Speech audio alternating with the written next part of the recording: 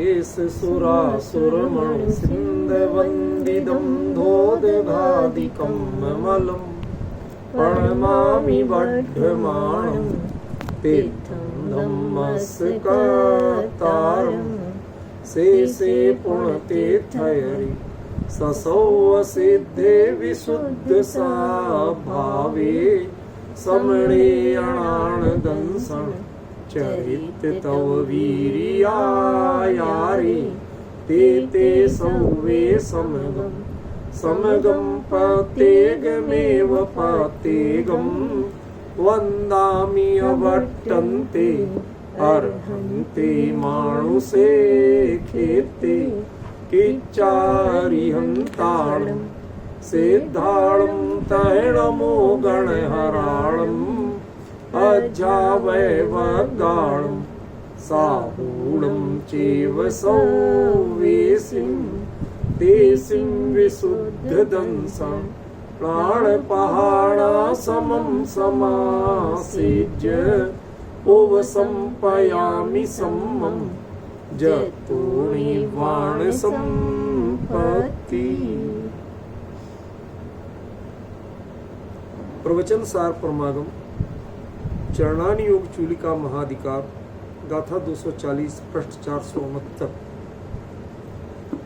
पंच समिदोति गुप्तो पंचेन्द्रिय सम्मूढ़ो जिद कसाओ दंसणाण समग्गो समणो सो संजदो भणी दो। इसके विषय में आज 2-3 साधर्मियों से काफ़ी देर चर्चा हुई। मेरे को भी कल भाव था कि अभी इसमें और बहुत कुछ बताना बाकी है। आज चर्चा आगे बढ़ा रहा हूँ, लेकिन शुरुआत में शायद आपको लगे कि हम विषय से विषयांतरित हो रहे हैं। लगे कोई बात नहीं, पर आप विश्वास यदि है कि मैं नहीं होता हूँ तो फिर आप उपयोग एकाग्र रखना आएगा सर। अमित जी भाई साहब, कल्पना करिए कि आपने जितने भी आपके एसेट्स हैं, फ्लैट हैं, जमीन जायदाद है, पुश्तैनी मकान है, जी वो सब, एक बार मन हुआ कि हम एक बहुत भव्य बड़ा बंगला खरीदें, फार्म हाउस खरीदें, कुछ भी संसार में तो ऐसे ही चलता है। अब बड़ा मिल रहा था, दाम भी ठीक मिल रहा था, हमें पसंद भी बहुत आया था, हमने तय कर दिया। अब कर तो दिया, टोकन दे दिया, उसको अपना मानने भी लगे, अगला भी कहने लगा हाँ साहब इन्होंने ले लिया, लेकिन मिला तो नहीं था। अब हमें वो चीज उसके फाइनल पेपर करा के पोजीशन की डेट नजदीक आ रही थी। अब क्या करें? पैसा देना था बहुत, उतना हाथ में था नहीं। धीरे धीरे जितनी प्रॉपर्टी थी वो हमने सेल आउट की, उससे पैसा इकट्ठा किया। देखा कि तब भी पूरा नहीं पड़ रहा, तो मैडम से कहा कुछ गहने वहने जो कुछ है, कुछ आपके गुप्त धन हो, बचत हो, वो दो। सब कुछ ले लिया। फिर भी कहीं कुछ कमी लगी तो अपने ऑफिस से या जहाँ कहीं काम करते वहाँ से जो कुछ एडवांस लिया जा सकता, जो कुछ अगेंस्ट लोन, सब कुछ लेने के बाद फिर समस्या थी उसको लेके कैसे जाए। भले लोगों के लिए चोर चकार सब लोग गौर करते रहते, अरे भाई साहब बड़ा पैसा निकाल रहे, ये कर रहे, तो डर था। तो बड़ी सावधानी पूर्वक सारे धन को पहले इकट्ठा किया, घर में जाके संभाल के नोटों को व्यवस्थित करके उनको प्रॉपर पैक करके अलग अलग बंडल बना के ताकि गिनने में आसानी हो, सब कुछ व्यवस्थित करके रखा।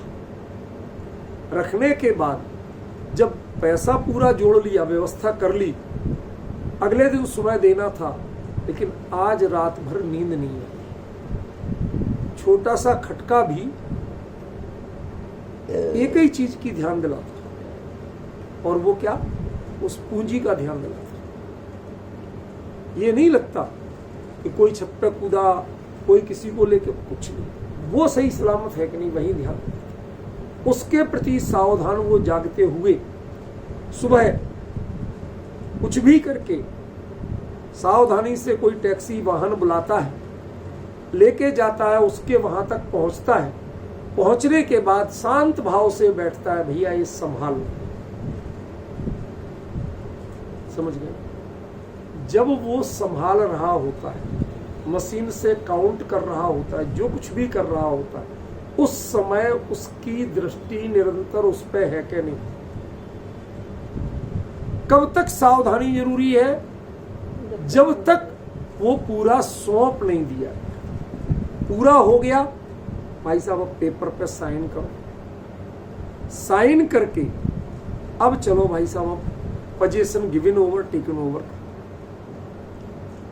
वो महल पहले भी देखा था, पहले भी जाना था, उसकी कीमत तब भी जान ली थी, लेकिन कीमत का एहसास नहीं किया था। नहीं आया समझ? संख्या में तो जान ली थी, लेकिन ये कीमत मैं कैसे चुकाऊंगा, क्या क्या बेच के चुकाऊंगा, कैसे कैसे कर पाऊंगा, इसका एहसास नहीं किया। अब उसने वो एहसास किया। अब जब उस महल में घुसता है, चाबी लेता है, एक एक चीज को देखते हुए उसमें जो अपनत्व का भाव बसता है, वो उसके पहले नहीं बस रहा। समझ में आया? एक दिशा देखी, उसकी दिशा समझिए। ये position given over, taken over की बात मैंने कल भी की थी, लेकिन ये इतनी सहज नहीं थी।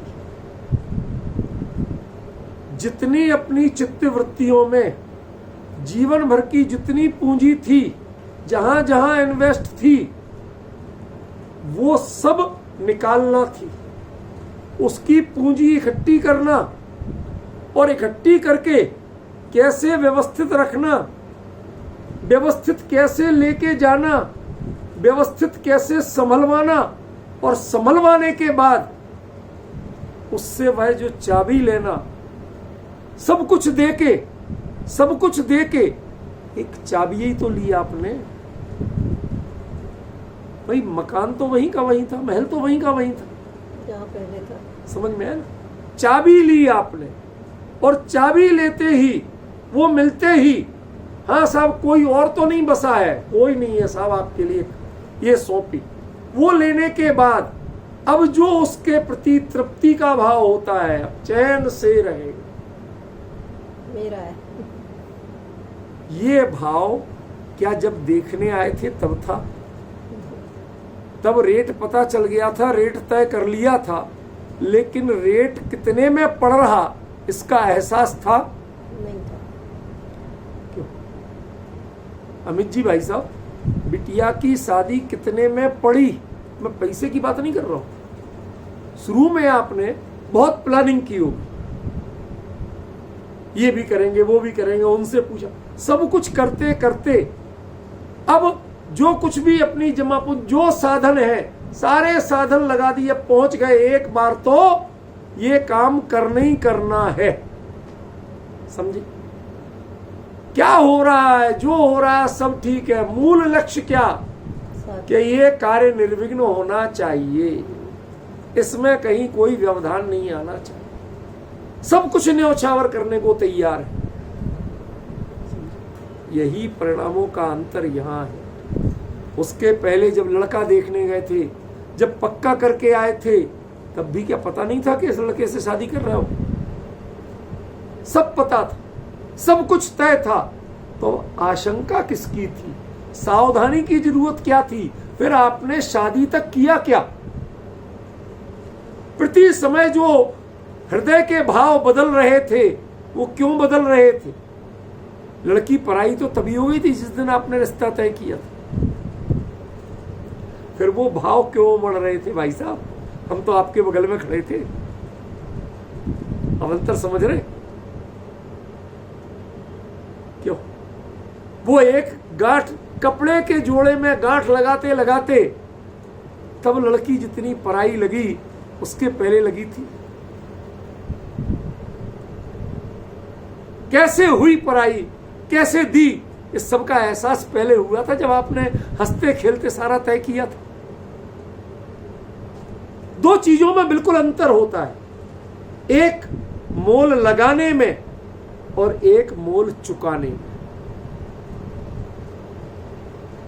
हम जानते हैं शास्त्रों से कि कैवल्य, वीतरागता ये ऐसे ही नहीं मिलते हैं। ये अपने संसार का सारा मोह त्यागे बिना वीतरागता नहीं मिलती। जानते तो हैं, जानने के बाद प्रक्रिया आपने कब की? असली तो तब जानते हैं जब चुकाते। कहां कहां से निकालना पड़ेगा, उपयोग कहां कहां अटका पड़ा। जैसे पैसा आपका कहां कहां फंसा है, वहां वहां से निकाल के कैसे कैसे संजोते हैं और संजोने के बाद कैसे चुकाते हैं, इसका एहसास है ना। तय करना और चुकाना ये एक ही चीज है क्या? दोनों के परिणामों, दोनों के पुरुषार्थ की जाति, उनमें कितना अंतर होता है। भाई साहब, मैं जानता हूं एक स्थिति ऐसी थी जब कोई बड़ा काम करना था, उस समय साधन नहीं हुए, बहुत घूमे, नहीं हुए सब। भाई साहब, एक 200 गज का प्लॉट जिसकी उस समय ओपन मार्केट कीमत कम से कम 85 लाख रुपए थी। सब लोग कहते हैं भाई साहब इससे कम का नहीं है, 85-90 में जाएगा। लेकिन भाई साहब 1.5 महीने 2 महीने का समय देना पड़ेगा। 45 से 90 दिन का समय चलता है दिल्ली में। मैंने कहा भैया, पहले तो आशा थी कि कहीं से मिल जाएगा, लेकिन अब मिल नहीं रहा, मैं क्या करूं, कैसे करूं? आप विश्वास करोगे, खड़े खड़े 2 दिन में पैसा चाहिए था उस काम के लिए, खड़े खड़े 70 में बेचो। वो कहता भाई साहब अर्जेंट पैसा चाहिए तो ऐसे ही मिले। अब मुद्दा ये नहीं है कि 70 आपको मिले, मुद्दा ये है कि 20 का मोह कैसे त्यागा।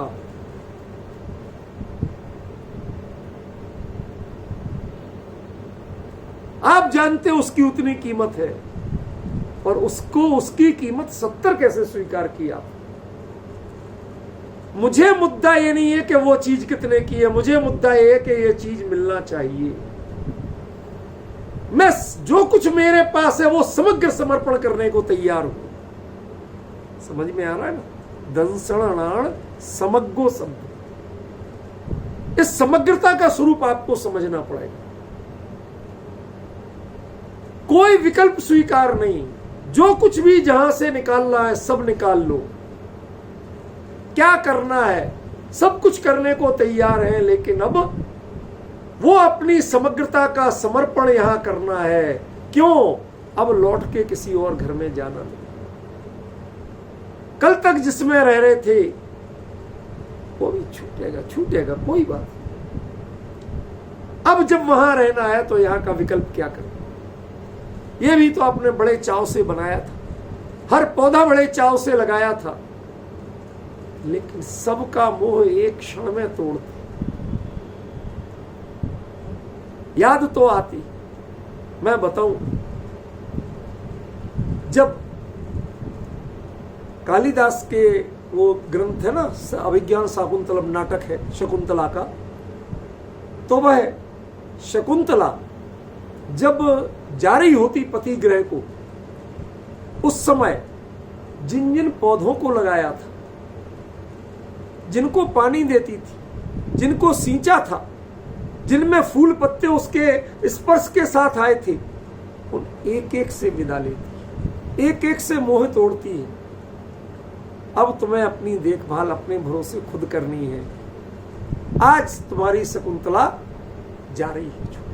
ऐसे ही जिसने संसार के प्राणी मात्र से, एक एक अणु परमाणु मात्र से एक अंतिम विदाई ली कि आज के बाद ये उपयोग, आज के बाद मेरा दर्शन, मेरा ज्ञान तुम्हें जानने के लिए तैयार नहीं।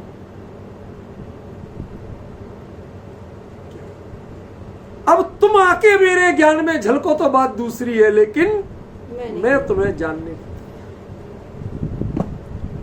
तुम आओ मेरे यहां तो स्वागत है, लेकिन मैं तुम्हारे यहां आने वाला नहीं। क्या समर्पण वृत्ति है भाई साहब, जरा सोचो तो सही। विपिन जी भाई साहब, क्या समर्पण वृत्ति है। किसे कहते हैं समर्पण, किसे कहते हैं समग्रता।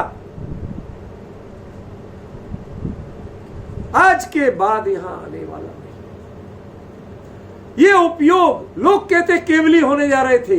अरे केवली माने मैं अकेला और कोई है ही नहीं, उसका नाम केवली है। केवली माने लोकालोक को जानने का नाम केवली नहीं। लोकालोक को जानने का नाम सर्वज्ञता होगा, केवली नहीं।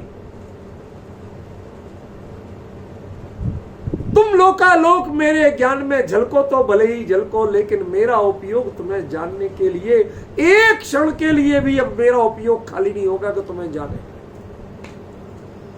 क्या स्वरूप। आदरणीय बाबूजी युगल जी साहब ने स्वपर प्रकाशक के लेख में क्या गजब का विश्लेषण किया इसका। लोग उसको समझ नहीं पाए, लोग उसको समझ नहीं पाए। लोगों को लगता है वो स्वप्रकाशक लिख रहा है अकेला ज्ञान को। जी नहीं, जिसे केवली होना है, जिसे केवल ज्ञान को जानना है, वास्तव में केवल ज्ञान लोकालोक को जानने वाला ज्ञान नहीं है। केवल ज्ञान वो वृत्ति है जिसने, जो इस संस्कार के साथ पैदा हुई है, जिसके बीज में ये पड़ा था कि दंसण समग्गो, दर्शन और ज्ञान, ये दोनों वृत्तियां जो लोकालोक से संपर्क रखती हैं, ये पूरी तरह से अपने स्वरूप पर समर्पित होने जा रही हैं। आज के बाद ये लोकालोक की चाह नहीं करेंगी, किसी को जानेंगी नहीं, किसी को जानना नहीं चाहेंगी। उसका नाम है दंसण समग्गो। क्या चुकाया आपने कि जो कुछ आज तक पाया था वो सब कुछ चुकाया, और उतना ही नहीं, उससे आगे का कर्ज भी लिया। क्या कर्ज? कि आज के बाद तुम लोगों से कोई संपर्क नहीं रखता।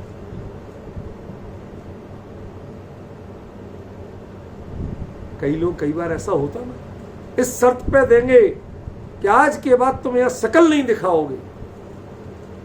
कहते तुम शकल दिखाओगे की बात करते हो, हम शकल देखेंगे नहीं तुम्हारी।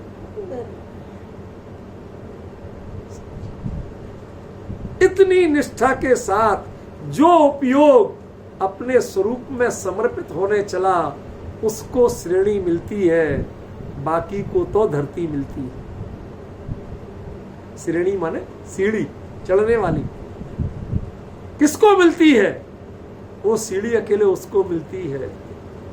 वहां से तो पता नहीं कितने लोग चलते हैं, लेकिन सीढ़ी विरले को मिलती है। पासे में 6 आए तो 6 नंबर तो दुनिया चल लेती है, लेकिन 6 के 96 विरले पहुंचते हैं। वो सीढ़ी विरले को मिलती है। अत्यंत अनासक्ति चाहिए, अत्यंत अनासक्ति। कोई मोह नहीं, कोई लोभ नहीं, कोई क्षोभ नहीं। अरे विकल्प तक जिसका अत्यंत उपशांत हो रहा हो, समझ में आ रहा है। आज याद आते हैं निहाल भाई जी के वो वचन, हे विकल्प या तो तू मुझे गुरुदेव के पास ले चल, नहीं तो उन्होंने जो मंत्र दिया है विकल्प के नाश करने का, उससे तेरा सर्वनाश कर दिया। क्या स्वरूप। ज्ञानियों का चिंतन क्या है, हम लोगों ने विचार नहीं किया। उनकी दिशा क्या होती है, हमने आज तक सोचा नहीं। ये दर्शन ज्ञान को समग्र कैसे कर रहे हैं। दर्शन ज्ञान तो दर्शन ज्ञान, समग्र कैसे कि आज के देहली लांगते लांगते, अरे देहली तो दूर, जब 7वां फेरा हो रहा होता है, उस समय हर फेरे के साथ उसका कोई ना कोई मोह छूटता है। आपको याद होगा अमित जी, मैंने आपके यहाँ कुछ सप्तपदी के गीत गवाए थे। पहले फेरे पर तेरी माँ का साथ छूट रहा है, दूसरे शायद पिता का, दूसरे फेरे पर पिता का साथ छूट रहा है, तीसरे फेरे पे तेरी बहन का साथ छूट रहा है, चौथे फेरे पे तेरे भाई, एक एक करके एक एक करके एक एक करके। लेकिन दूसरा साथ भी पकड़ाया था कि अरहंत पिताजी तेरे। तुझे 3 लोक के नाथ पिता के रूप में मिल रहे हैं। जिनवाणी माता तेरी, भगवान की वाणी तुझे मां के रूप में मिल रही है, घाटा क्या है? ये देखो अब वो कितनी गजब की वो थी, कितने भावों से लिखी गई थी वो। भाई साहब वहां आप लोगों को मजा आया हो चाहे नहीं, लेकिन मैंने बड़े प्रेरणा देके इनको गवाई कि फेरों के समय पर इनकी बच्ची की शादी थी तो भोपाल में बुंदेलखंडी गीत था, वो गवाया। एक एक चीज को जब आप पढ़ोगे तो उसका भाव ख्याल में आए। एक एक फेरा बढ़ता जाता है और जो अभी तक जुड़े थे वो एक एक रिश्ता टूटता जाता है। एक एक श्रेणी गुणस्थान चढ़ते जाते हैं और एक एक कसाय के बंधन टूटते जाते हैं। धीरे धीरे जब 10वें तक पहुंचते हैं तो ज्ञान दर्शन अकेले 2 ही ये बचते हैं, बाकी सबका साथ है गुण छूट जाते नहीं। क्यों? और गुण जानते कहां? उपयोग लक्षण तो उपयोग ही है ना।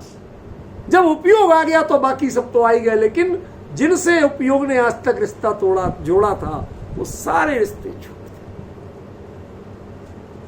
बेटी को सिखाया जाता, बेटी अब तुम्हारा यही है घर, हम लोग कुछ नहीं रहे। ऐसे ही वो अपनी प्रणति को समझाता है, ज्ञान दर्शन को समझाता है। अब निज गायक के अलावा 3 लोक में तुम्हें कोई शरण नहीं है, कोई तुम्हारा रूप नहीं। इतना बसा लो उसे अपने में कि तुम दोनों में कभी कोई अंतर जाने ही नहीं। उसके अलावा तुम्हें कोई संवेदन नहीं हो, पता नहीं चले किसी और का। स्पर्श भी पता चले तो गायक का पता चले और किसी का स्पर्श पता नहीं चले। इस मनोभावना के साथ जब आगे बढ़ते हैं तो उसको दर्शन ज्ञान समग्र कहते हैं। और जब तक ये मनोभावना नहीं होती है तब तक बहुत सारे रास्ते खुले होते हैं। लड़कियां तय कर लेती हैं, साथ में ये भी कहती हैं कोई बात नहीं, यदि कोई गड़बड़ी निकली और देख ले क्या हो गया, अभी तिलक ही तो किया है, अरे सगाइयां भी टूट जाती। सारे विकल्प खुले हैं, सारे विकल्प खुले हैं भाई। अभी मुनि दीक्षा ही तो ली है, 6वां 7वां ही तो हुआ है, लौट के फिर 4थे में चले जाए। भाई होते ही है, यही होता है। यदि ये श्रेणी आरोहण नहीं हुई, यदि ये फेरे नहीं हुए तो यही होता है। ये दर्शन ज्ञान की समग्रता नहीं हुई तो यही होता है। बड़े बड़े रिश्ते टूटते हैं, बड़े बड़े संयम छूटते हैं, लेकिन संयत कौन है? जिसका संयम कभी छूटता नहीं है, जिसका आत्मनियंत्रण कभी खुटता नहीं है। संयत कौन है? जिसके दर्शन ज्ञान ने समग्र होके, एकजुट होके गायक का स्वरूप आत्मसात कर लिया। अब लौट के नहीं आना, दूसरे को देखना नहीं, जानना नहीं, लोका लोक आके ज्ञान में झलके, पर मुझे किसी की ओर आंख उठा के देखना नहीं। इसका नाम है दर्शन ज्ञान समग्र की भावना। यदि इस गहराई को जिसने नहीं समझा, क्या समझा उन्होंने? बातें करना बहुत आसान है, बातें बनाना, पंडिताई की लच्छेदार शैलियां, शब्दावलियों का चुनना, कविताएं सुनाना, सब बहुत आसान है। समझ में आया? बहुत आसान है। दृष्टांत देना बहुत आसान है, सिद्धांत समझना बहुत कठिन। दुनिया को समझाना बहुत आसान है, स्वयं समझना बहुत कठिन। समझिए क्या कह रहे? गजब का विषय है, गजब की चर्चा है। आचार्य ने कहा दर्शन ज्ञान समग्र। इस समग्र का अर्थ कोई नहीं कर पाया। दर्शन ज्ञान से परिपूर्ण, वाह।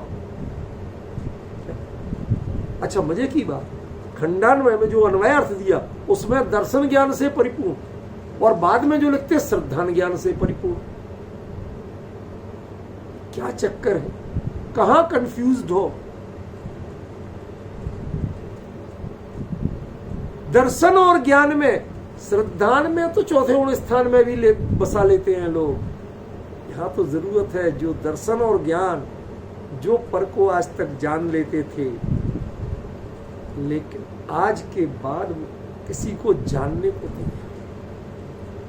जिस बच्ची ने सैकड़ों लड़के देखे हो, माता पिता ने दिखाए थे, सैकड़ों देखे हो,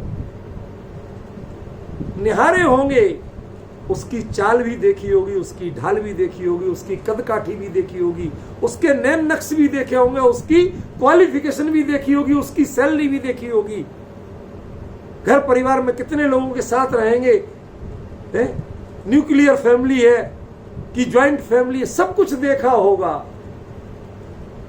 लेकिन चुनने के बाद और सप्तपदी के बाद फिर किसी का विकल्प यदि कर ले कि वो ज्यादा अच्छा था, तो क्या वह भारतीय नारी हो सकती है? यहां जो राग में दूसरा स्वीकार नहीं है, तो वैराग्य के शिखर पर जो बैठे हैं वो ज्ञायक के अलावा दूसरा स्वीकार कैसे कर सकते?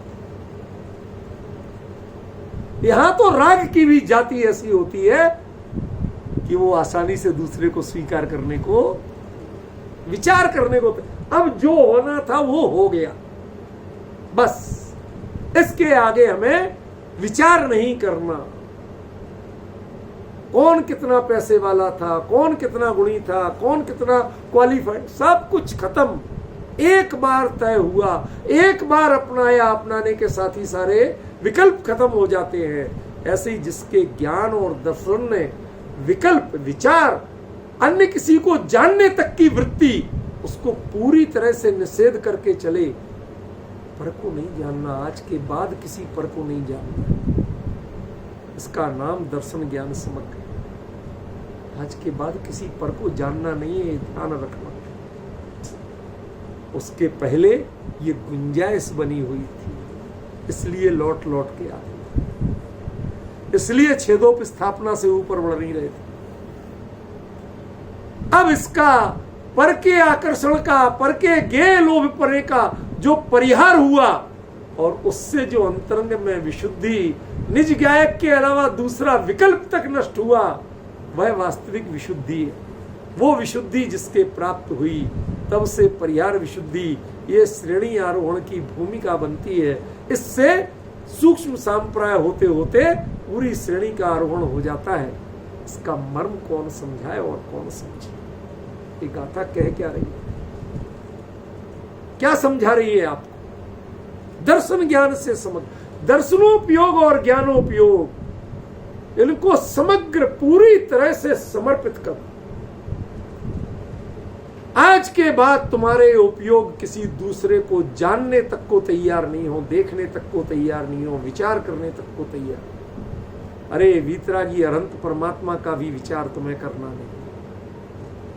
तीन लोक के नाथ, साक्षात समोसण में विराजमान तीर्थंकर परमात्मा, जिनकी दिव्य ध्वनि सुन के तुमने आत्मानुभूति की थी, जब अंदर में श्रेणी चलने को तैयार होते हैं तो उस दिव्य ध्वनि का विचार नहीं, उन परमात्मा के विकल्प का भी त्याग होता है। भगवान यहां बैठे रह जाते हैं और भक्त वहां जाके सिद्ध हो जाते हैं। ये श्रेणी के भाव हैं, ये होता है दर्शन ज्ञान समग्र। इसीलिए श्रीमद ने एक जगह लिखा, लोग उसका मर्म नहीं समझ पाते। गुरु रहा छदमस्तपण विनय करे भगवान। कहते दीक्षा के समय या वैसे वो छदमस्त था, ठीक है ना। भगवान विनय नहीं करते हैं, गुरु, वो जब गुरु कह रहे तो वो तो उसका गुरु हुआ ना, ठीक है ना। लेकिन वो विनय करता है, गुरु भी होके भी विनय करता है। कब? कि जब वह भगवान बनने के रास्ते पर चलता है। वो शिष्य नहीं देखता उसे, वह भगवान के रूप में विनय करता है। और कोई भी गुरु धन्य मानता है अपने को कि ऐसा शिष्य मिला। समझ में? श्रीमद के भी वचनों को समझने में बहुत झोल हुआ है, बहुत झोल हुआ। और वह झोल इसलिए भी हुआ है भाई कि श्रीमद के जीवन के 3 रूप थे। पहले वो वैदिक मतानुयायी थे, उनकी भी भक्तियां, उनकी भी उतने ही तन्मयता से, वो तो बड़े ही गजब के कवि, हृदय शतावधानी, ज्ञानी ध्यानी पुरुष थे, तो उनके भी वो गाए, उन्होंने वही भक्ति बहुमान किया। जब श्वेतांबर हुए तो उनके भी लिखे, जब दिगंबरत्व को अपना अंगीकार किया तो इनके भी लिखे। लेकिन छपाने वालों ने सबको साथ छपा दिया, सबको श्रीमद् वाणी करके छपा दिया। अब एक बात को दूसरी बात से मिला के तोलते हैं तो सारी अनर्थ होते हैं, सारी गड़बड़ी होती है। समझ में आए? वरना जो श्रीमद् के तीसरे भाग के, जो उनका जीवन का तीसरा भाग कह रहा हूं, पुस्तकों का नहीं, उस तीसरे भाग के स्वरूप को जो विचार करें, जिसमें अपूर्व अवसर जैसा महान काव्य लिखा गया, क्या भावना करते हैं, अद्भुत, बता नहीं सकते आप। जब वो भावना करते हैं कि अपूर्व अवसर एवो क्यारे आवसे, क्यारे थईसु बाय अंतर निर्गंथ, जो उसमें आगे आगे भावना करते हैं, अपनी आंखें बंद किए कल्पना कर रहे हैं क्या हो रहा, जंगल में जाके निर्गंथ मुद्रा में बैठे स्वरूप का ध्यान करने के चेष्टा में है। इतने में एक कोई शेर आया भूखा, वो देख के झपटने वाला है, बिल्कुल खाने के लिए झपट रहा है, ऐसे पंजे नाखून निकाले, अपने कैनाइन टीथ उनको ऐसे पैना किए हुए झपट रहा। परम मित्र समझान, क्या बोलते हैं भाई, श्रीमद् जैसे भाव, अरे जिसमें रमे उसमें तन्मय हो। परम मित्र समझाना, अरे तू तो मेरा परम मित्र है, इस देह से भिन्न में गायक हूं, देह के जो कलंक है मैं रखना नहीं चाहता, तू इसे ले जाने आया ना, तू मेरा परम उपकारी। कौन बोले ऐसे? समझ में?